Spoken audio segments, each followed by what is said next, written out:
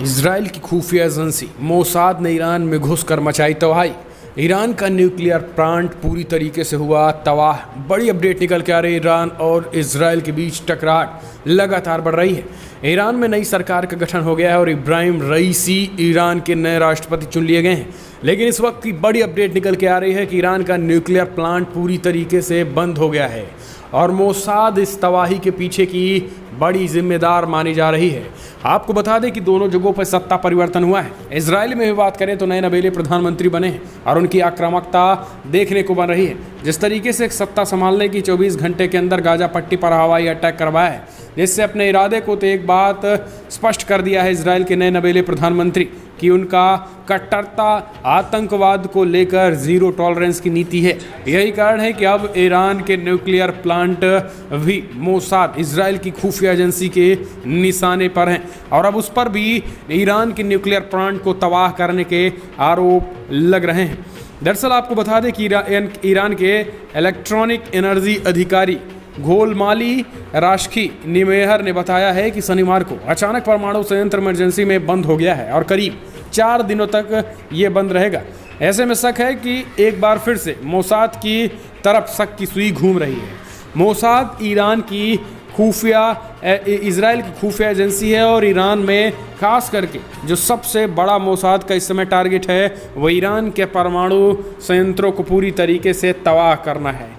एक एक जानकारी ईरान के परमाणु हथियारों को न केवल इजराइल की खुफिया एजेंसी मोसाद बल्कि अमेरिका की खुफिया एजेंसी भी इकट्ठा करने में लगी है। लेकिन आपको बता दें कि ईरान परमाणु संयंत्र इन दोनों देशों के विरोध के बावजूद तेज़ी के साथ डेवलप कर रहा है। न केवल डेवलप कर रहा है बल्कि अब आने वाले समय में उसका जल्द ही परीक्षण भी करने वाला है। ईरान एक कदम आगे चल रहा है, लेकिन एक बात यह भी है कि इजराइल भी पीछा तेज़ी से कर रहा है।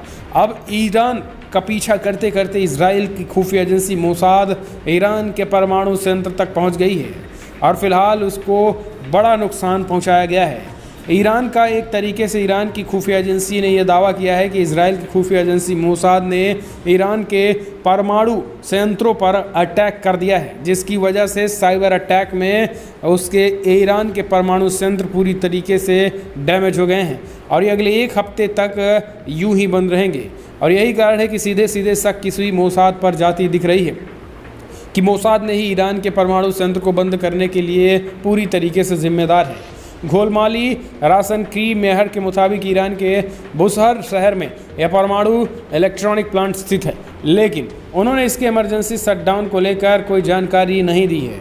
यह पहली बार है जब ईरान को अपना परमाणु ऊर्जा प्लांट इस तरीके से बंद करना पड़ा है और एक तरीके से हम कह सकते हैं कि इसमें कहीं ना कहीं इजराइल की खुफिया एजेंसी मोसाद को पूरी तरीके से इसके बारे में जानकारी है, इसलिए भी इजराइल इसे बंद कर रहा है, इसलिए भी ईरान इसे बंद करना चाह रहा है, या फिर मोसाद ने इसमें बड़े पैमाने पर साइबर अटैक के जरिए इसको डिस्ट्रॉय कर दिया है।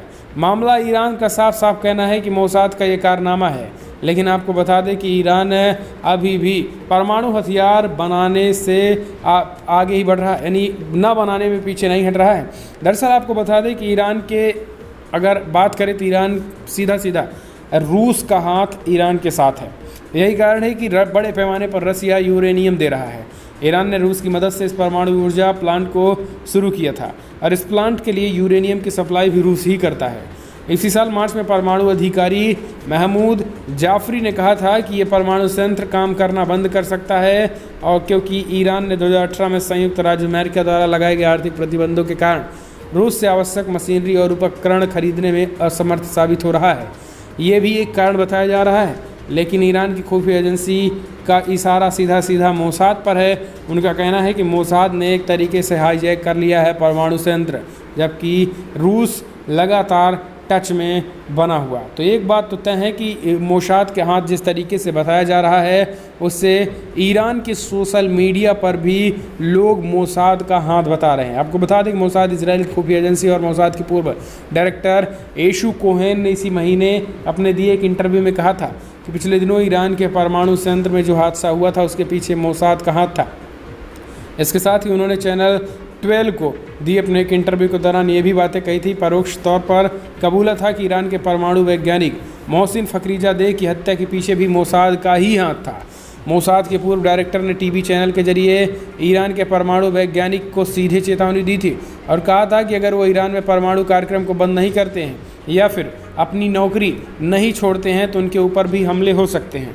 आपको बता दें कि यासी कोहेन कुछ दिन पहले ही मोसाद के डायरेक्टर पद से रिटायर्ड हुए थे। ऐसे में अब सोशल मीडिया पर लोग आशंका जता रहे हैं कि ईरान के परमाणु संयंत्र जिस तरीके से शट डाउन हुआ है उसमें मोसाद का बड़ा हाथ है। तो अब आप समझिए कि जब मोसाद की खुफिया एजेंसी मोसाद इजराइल खुफिया एजेंसी स्वयं इस बात का एक तरीके से बात कह रही है कि मोसाद कई वैज्ञानिकों की हत्या कर चुकी है ईरान के, तो कहीं ना कहीं इसमें भी बड़ा हाथ माना जा रहा है। तो हम कह सकते हैं कि नए प्रधानमंत्री बेनेट के आने के बाद अभी भी टकराहट लगातार जारी है। ईरान और इजराइल सीधा सीधा आमने सामने हो रहे हैं और इस परमाणु जिस तरीके से संयंत्र में अटैक किया है उससे भी टकराहट बढ़ चुकी है। अगली अपडेट एक और बड़ी खबर ले लेते हैं दोस्तों, जहां पर अमेरिका ने चाइना को सीधा सीधा अलर्ट कर दिया है। भारत से टकराना चीन को पड़ेगा महंगा। LAC पर भारत की तैयारी तेज हो चुकी है आने वाले वक्त में। जी हाँ, दरअसल आपको बता दें कि LAC पे काफ़ी ज़्यादा चीन सक्रिय दिखाई दे रहा है, जिस वजह से भारत अपनी तैयारियां तेज कर ली हैं।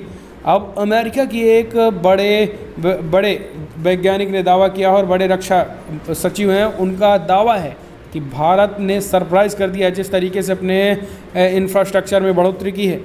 स्मिथ ने अमेरिकन एयरफोर्स के जनरल में लिखे आर्टिकल ने लिखा है कि भारत और चीन के बीच तनाव बढ़ने की बड़ी वजह भारत द्वारा शक्ति बढ़ाना है। पहले भारत शांत था और चीन लगातार निर्माण कर रहा था, लेकिन बाद में भारत ने निर्माण कार्य में 2017 के बाद से तेजी लाई।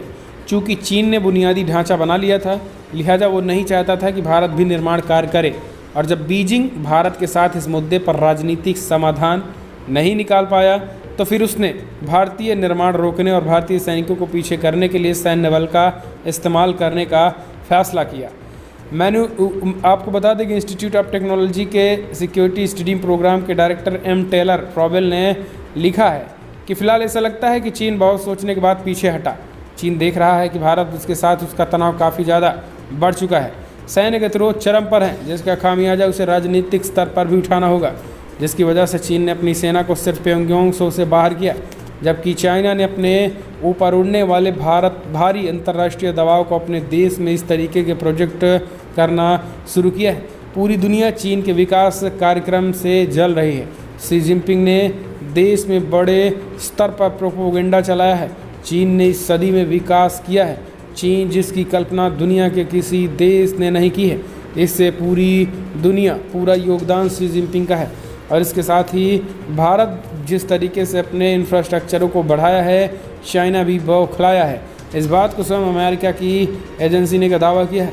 तो इसके बाद से अब एक बात तय है कि दोस्तों सबसे बड़ा टकराहट भारत की विकास को देखकर चीन है। हालांकि पीएम मोदी और रक्षा मंत्रालय के साथ साथ BRO ने स्पष्ट कहा काम तो नहीं रुकने वाले हैं, चाइना चाहे जो कर ले। तो दोस्तों बड़ी अपडेट में इतना ही, लेकिन अगर आपको देश की इंडियन आर्मी पे गर्व है तो इस वीडियो को लाइक करें, अपना समर्थन दर्ज करें। जय हिंद, वंदे मातरम।